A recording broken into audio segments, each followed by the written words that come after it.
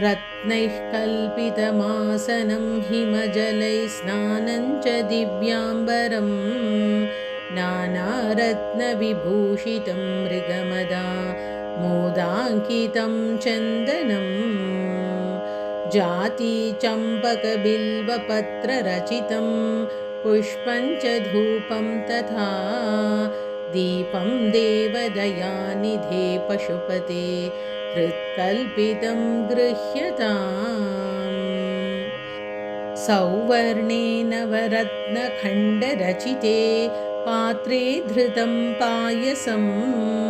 भक्ष्यं पञ्चविधं पयोदधियुतं रम्भाफलं पानकम् शाकानामयुतं जलं रुचिकरं कर्पूरकण्डोज्ज्वलं ताम्बूलं मनसा मया विरचितं भक्त्या प्रभो स्वीकुरु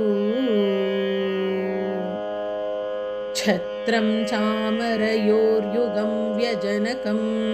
चादर्शकं निर्मलं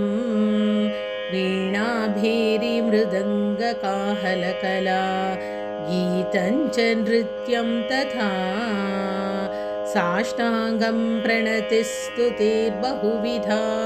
ह्येतत् समस्तं मया सङ्कल्पेन समर्पितं तव विभो पूजां गृहाण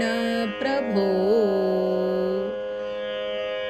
आत्मा त्वं गिरिजामते सहचराः प्राणाशरीरं गृहम्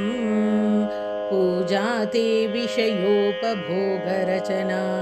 निद्रा समाधिस्थितिः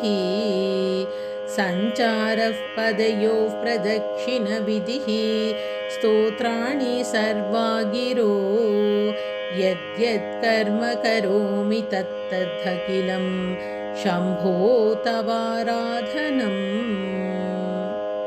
करचरणकृतं वा कायजं कर्मजं वा श्रवणनयनजं वा मानसं वापराधं विहितमविहितं वा सर्वमेतत् क्षमस्व जय जय करुणाब्धे श्रीमहादेव शम्भो जय जय करुणाब्धे श्रीमहादेव शम्भो।